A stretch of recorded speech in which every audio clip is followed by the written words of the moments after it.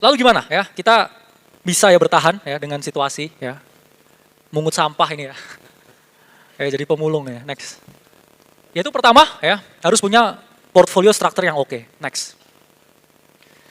Ini adalah yang paling konservatif sebenarnya untuk setahun ke depan ya. Saya itu lebih konservatif. Karena banyak orang ini yang bergaya agresif, padahal Hello Kitty aslinya. Selalu ditanya, komposisi portofoliomu kamu gimana? Saya 100% Bitcoin. Siap nggak kalau misalkan drawdown 50%? Siap. Terus habis itu hari besoknya Bitcoin turun 4%. Itu langsung, prof, masih boleh hold nggak? Karena semua orang itu jagoan sampai duitnya hilang setengah. Ini saya belajar. Semua orang itu jagoan sampai duitnya hilang setengah. Karena itu nggak kerasa sampai kamu beneran lihat ya saldo balance yang hilang. Kenapa? Karena yang paling menyakitkan dari bull market itu bukan bull market atau bear marketnya. Karena setelah di bear market kamu nggak ngerasa apa-apa. Itu adalah transisi dari bull market ke bear market ketika kamu harus merubah egomu, mengecilkan biasmu, dan juga menerima keadaan bahwa it's not the same anymore. Ya, jadi kenapa ini penting? Ya karena teman-teman harus paham, ya boleh ya kamu beli-beli altcoin, tapi itu hanyalah 10% dari kamu punya trading portfolio. 60% stable coin, kalau kamu memang punya tesis bahwa ini akan menjadi rough year. Dan 30% Bitcoin, ya anyway, kalau marketnya rally pun kamu juga akan tetap dapat potential upside. Next. Nah, ini kalau kamu mau lebih moderat, ya kamu bisa ya, Bitcoinnya itu 50%. Ya ini caranya Timothy ya, 50% moderat. 30%-nya mungkin ya stable coin, kalau kamu mau lebih defensif, 20%-nya untuk trading, nggak masalah. Next.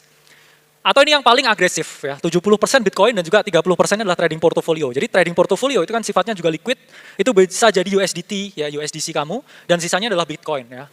Karena maksimal ya drawdown 70%, drop 50%, ya kamu maksimal loss ya 35% ya, dengan potensial jangka panjang yang masih oke ya, kecuali ya kamu cut loss di bawah ya. Problemnya dengan orang yang 100% punya exposure, biasanya mereka ini panik ketika harga itu turun.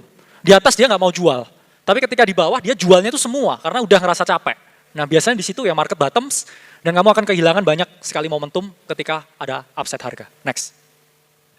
Nah gimana caranya kita jadi lebih oke, dan juga bisa punya edge di market, gaining alpha di keadaan sekarang? Itu adalah dengan kombinasi ini. Next. Ya, ini saya ngomongnya adalah NPC ya, novelty, product, dan juga community.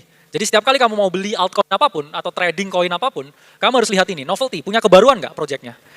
Atau hanya sesuatu yang di refurbish, di package ulang, karena setelah privacy boom, banyak orang yang ngeklaim projectnya itu privacy. Sama dulu seperti ketika AI boom, meme coin menjadi AI meme coin. Banyak yang hanya di rebrand. Dua, produk. Apakah produknya benar-benar bisa dipakai atau enggak? Dan terakhir ya komunitas. Produk itu means nothing ya kalau nggak ada komunitas yang mana mereka ini pegang barangnya. Orang kalau pegang suatu altcoin, mereka ini seperti kultus. Ya, kultus dalam artian ketika ada orang yang nyerang altcoinnya, mereka akan marah. Contohnya Luna. Luna itu cultnya gila. Makanya ketika ada orang yang ngelik ya bahwa stable coinnya bermasalah, orang sangat defensif dan duitnya nggak ditarik dari sono. Biasanya orang begini itu yang paling barbar. Ya, ini persis ya kayak orang yang kena ini ya, kena cuci otak sekte gitu ya. Next. Nah pertama novelty ya, harus lihat breakthrough ya. Kenapa altcoin kayak hyperliquid bisa signing ya, ada Aster juga karena dia memang yang paling original ya. Sebenarnya nggak terlalu original ya, Perplex sudah ada. Cuman dia menang ya, karena dia bikin jaringannya sendiri. Jadi teman-teman harus melihat, apakah ada lompatan teknologi atau hanya sekedar fitur. Dua, apakah ini berpotensi ya, menciptakan market baru atau hanya menggeser cara kerja pasar lama. Dan terakhir yang paling penting yaitu adalah economic mood. Kenapa penting membangun economic mood? Karena project yang mana dia itu nggak bisa digantikan oleh project yang lain, ya karena kompetitor itu akan membunuh profit, ya itu yang akan cenderung bertahan. Ya sama ya seperti dulu Uniswap, the first ya decentralized exchange dengan prosedur AMM, itu juga akhirnya ya menjadi salah satu yang masih bertahan ya sampai sekarang. Next. Nah selanjutnya produk dipakai beneran ya. Karena siapa di sini yang kayak punya atau hold hyperliquid, Aster, tapi nggak ngerti itu apa ya. Banyak orang yang misalkan oke, saya beli altcoin ini. Kamu ngerti nggak ini dia altcoin yang ngapain? Nggak. Pernah coba produknya apa lagi? Karena kita harus lihat ya daily active user, kita juga harus lihat ya real revenue-nya seperti apa. Karena berpotensi juga untuk buyback ya dan pushing harga marketnya lebih tinggi. Retentionnya kuat nggak? Karena banyak ya setelah airdrop selesai, orang udah akhirnya nggak pakai lagi karena udah nggak ada alasan pakai itu.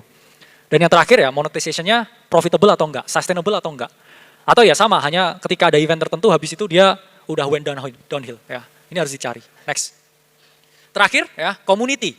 Pertama, komunitasnya gimana? Fanatik dan barbar nggak? Biasanya ini ya, ada yang nyerang, itu mereka selalu agresif biasanya ke token yang mereka ini. Terus kedua, apakah belaannya itu keras ketika tokennya itu turun? Karena banyak ya, ketika orang nge-foot ya altcoin terus turun, biasanya yang heavily invested di sana itu ngamuk di Twitter, ngamuk di Instagram. Kayak ketika ada diberitakan turun gitu kayak mereka udah kesel duluan. Nah terakhir, ada identitasnya nggak mereka ini biasanya? Karena banyak ya altcoin junkie yang mana mereka ikut cult altcoin tertentu, siklus ini jadi kaya karena altcoin itu, dia nggak punya strategi ya, cuma ikut kaya, terus mereka itu selalu punya nama, ya, nama-nama identitas. Nah ini contoh project yang mana naiknya ini bisa tinggi. Kenapa? Karena banyak ya pembelinya ini brainwash dan nggak mau tekan tombol sell. Karena yang diomong Pak Ray tadi sangat benar. Altcoin itu kalau nggak tekan tombol sell ya, kamu yang akan dibunuh gitu ya. Kenapa? Karena ini selalu berotasi. Dulu ya, altcoin itu, saya ngomong ya, tesis saya 3-4 bulan dirotasi. Sekarang tuh 3-4 hari setelah listing. Ada yang beli monet ya? Yang ketawa kencang yang rungkat itu. Ya udah turun lagi ya. Saya masuk di 0, berapa itu naik 50% turun lagi nih. Cuma 3 hari sekarang. Dulu 3 bulan, ini 3 hari sekarang. Ya, ini menunjukkan kalau ini memang gamenya ini jadi lebih kompetitif sekarang. Next. Makanya data driven decision making itu perlu biar teman-teman nggak ngasal ya. Tadi Pak Ray juga ngomong pertama ya kamu harus tahu, jangan asal ngikut orang. Karena apa? Ngasal ikut orang tuh belum tentu benar. Tapi kalau benar kamu yang ngerasa pinter kan, selalu seperti itu. Kalau kita di dalam keadaan yang terus-menerus begitu ya, kita nggak akan bisa evolve, ya kita nggak akan bisa jauh lebih jago yang menganalisa keadaan. Next. Nah, pertama ya, tentukan hipotesis sebelum kamu membeli altcoin yang potensial. Jangan ngasal. Beli itu harus punya tesisnya. Kayak beli Zcash ya, ada tesisnya. Kenapa? Karena oke, ini mau akhir siklus nih, biasanya cable play yang nge-pump Zcash atau apa ya. Atau ini censorship, no censorship money ya, ketika regulasi mau masuk dan lain sebagainya. Lanjut kumpulkan data, dan terakhir filter ya, kurangin noise dari data yang kalian pilih. Jadi sebelum kita bikin riset, yaitu kita selalu melihat banyak sekali data ya, gathering data kita itu banyak sekali, dan kita nggak asal dengan hipotesisnya. Karena ya apa? Karena nggak ada orang ini yang suka kehilangan duit ya. Semua orang tuh pada dasarnya itu sangat loss aversion. Karena itu berkait ya dengan kepercayaan diri dan juga mental capacity mereka untuk terus di market yang sesulit ini. Next. Selanjutnya ya, data analysis ya penting. Kamu juga harus menyusun sinyal, dan terakhir ya eksekusi. Karena di market crypto ini yang paling sulitnya adalah eksekusi. Banyak orang yang terkena mental, akhirnya nggak merubah tesisnya, eksekusinya jadi berantakan karena masih manual, dan ya akhirnya mereka merugi. Ya, kadang memang bukan salah mereka, karena memang decision fatigue, terlalu capek ngadepin market yang mana uncertainty-nya itu sangat amat tinggi. Next. Selanjutnya ya, utilize AI. Kenapa? Karena AI ini hanyalah tools. Endingnya tetap kita yang ngelakuin eksekusi. Tapi kalau kita nggak bisa prompting dengan benar, atau kita nggak utilize AI sama sekali, itu yang ketinggalan. Karena mayoritas ya data yang saya feed ke GPT, ya saya selalu nggak ada karyawan. Ya, AC itu nggak ada karyawan. Ya, saya riset di kripto juga nggak ada karyawan. Saya hanya cari ya data itu melalui AI. Ya, bayar di presearch dari ChatGPT, percaya itu worth it ya. 3 juta sebulan tuh subscription yang paling worth it. Kamu bisa nge-prom apapun, kamu nge-prom tentang kripto, kamu masukin data, dia itu sangat responsif ya. Ya.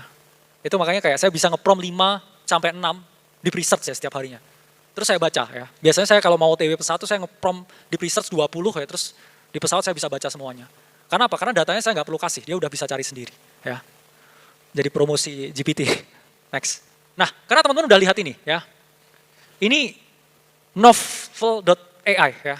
Jadi ini ada kompetisi teman-teman. Berbagai project AI ya. Ada DeepSeek, kayak ada ChatGPT, kemudian ada Grok. Mereka ini disuruh adu trading ya. Tapi yang paling rendah returnnya GPT kayaknya. Ini yang paling cocok cuma buat teman curhat kayaknya GPT ini ya. Ya, DeepSeek lumayan tinggi. Ini menunjukkan apa? Kalau memang AI itu udah bisa dapetin return lebih tinggi. Jadi teman-teman, ini mereka dikasih akun startnya 10.000, peaknya ada yang di 20.000 ya. Jadi yang akunnya nggak double ya, dari Oktober sampai November 1 bulan, kamu kalah ya sama DeepSeek. Mending suruh DeepSeek yang trading ya.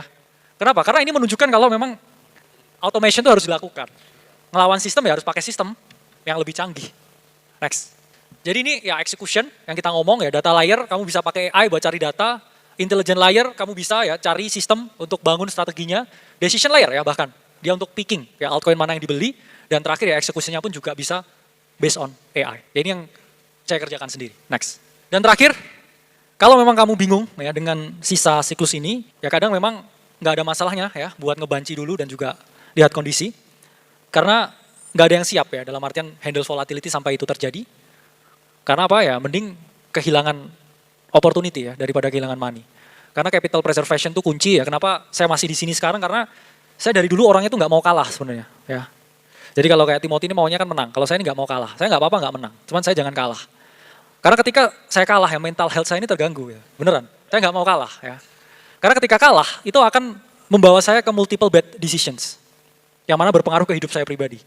Makanya kenapa ya, saya sebelum melakukan apapun, ya, saya selalu melakukan riset yang mendalam, karena saya ini orangnya nggak mau kalah. Ya. Kadang ketika kamu ragu, ya kayak kamu keluar posisi. Next. Saya pribadi ya untuk stablecoin itu juga diversify, ya well diversified stablecoin, ya selalu yang backed by USD. Jangan pakai ya atau berinvestasi atau parkir ke stablecoin yang mana ya algoritmik ya, karena juga ada baru yang di-pack juga ya. Kamu harus sangat hati-hati. Cuman industri stablecoin ya bahkan ketika bear market pun juga mengalami kenaikan. Ini kalau industri ini jebol ya, ini pasti impacting market secara keseluruhan. Ya kita ngomong USDT udah invest gold ya lebih banyak dari beberapa negara, invest US Treasury dan USDC ya, based on Coinbase, public company. Ya, kalau dia meledak ya pasti di bailout lah ya sama US government. Next. Dan orang banyak berpikir bahwa gamenya itu untuk menang tuh selalu tentang trading gitu ya. Padahal biasanya orang yang mengedepankan lebih banyak trading ya, itu mereka nggak akan dapat return yang optimal. Ini selalu saya kasih ke teman-teman. Kenapa? Karena 90% waktu saya itu selalu untuk membaca, untuk riset, dan juga untuk mengembangkan sesuatu yang baru. Dan ini alpha ya dari semua orang. Ya, saya ngomong sama Justin Sun, saya ngomong sama Arthur Hayes, banyak orang di industri ini ya, dan juga top KOL, ya semua influencer di luar ya kita juga kenal, kita punya exposure ke mereka. Mereka tuh jarang eksekusi tradingnya. Sama kalau kamu beli Bitcoin di 2022, kamu cuma all in di sana, ya kamu mungkin sekarang jadi Timothy Ronald gitu. All in ya, 6 kali lebih gitu ya. Kamu outperform setiap orang yang coba jadi bajing loncat di setiap siklusnya ya, karena bajing loncat tuh kadang juga bisa jatuh kan. Sementara orang yang tahu ya kapan oke saya ini mau keluarin capital di sini, saya udah nggak pakai emosi, saya akan deploy lagi ketika kita ada di range ini, terus udah nggak ngapa-ngapain, itu akan outperform semua orang yang mencoba kayak cari alpha setiap hari. Karena the more you try to trade, ya the more possibility you will lose money. Ya, jadi memang harus hati-hati. Next. Nah ini nih kayak ini ada quotes dari ya film Succession yang saya suka ini. Ini bisa diterapkan juga ya kalau kamu trading di crypto ya. Ini mungkin dirubah aja ya frasanya ya. Dalam artian kalau mau sukses ya di crypto, ini formulanya sama ya. Pertama analisa, kedua capital, ketiga execution. Percuma ya kamu kalau misalkan pertama ya kamu ini nggak punya analisa, nggak tahu siklusnya kapan berakhir, nggak tahu potensi bottomnya di mana. Terus kamu FOMO buying the top terus, kamu akan potential miss out. Kedua ya, capital itu penting. Jangan kamu punya fantasi bahwa oke, saya akan full time di sini ya, terus saya tolak potential capital dari manapun ya, tetap kerja, tetap bisnis. Itu kan capital buat kamu bisa bangun portofolio lebih gede lagi. Dan terakhir, execution. Ini yang paling banyak miss. Kenapa? Karena ketika extreme fear ya, misalkan Bitcoin udah drop parah banget. Orang nggak ngomongin kripto, mungkin yang datang di webinar ini mungkin tinggal 20% di sini gitu kan. Mungkin mobil kita Pak Re, Timothy di depan dijual gitu ya. Buat beli Bitcoin lagi maksudnya ya. Ini orang udah nggak minat, tapi biasanya di situ bottom ya, udah ada berita bunuh diri, ya itu potensi bottom. Banyak orang yang udah di situ udah menyerah, dia udah nggak ke kripto ya, kontennya masak biasanya. Beneran ya. Karena orang-orang di luar negeri juga influencer kripto, waktu bear market mereka kontennya itu trading kartu Pokemon, beneran serius. Ada yang part time mungkin cuci mobil gitu atau apa. Jadi jangan kabur dari sini. Ya kamu boleh lah setengah-setengah nggak peduli ya dengerin sama ngantuk. Cuman industri ini selalu nge-reward ya orang yang bertahan di sini sampai jangka panjang. Sebenarnya dunia seperti itu bekerjanya. Jangan take it for granted ya. Tetap stay solid ya as a community. Karena nggak ada ya community yang perfect ya, nggak ada founder yang perfect, nggak ada market yang perfect juga. Tapi as a person ya kita bisa trying to be better. Saya Kalimas Sada, terima kasih.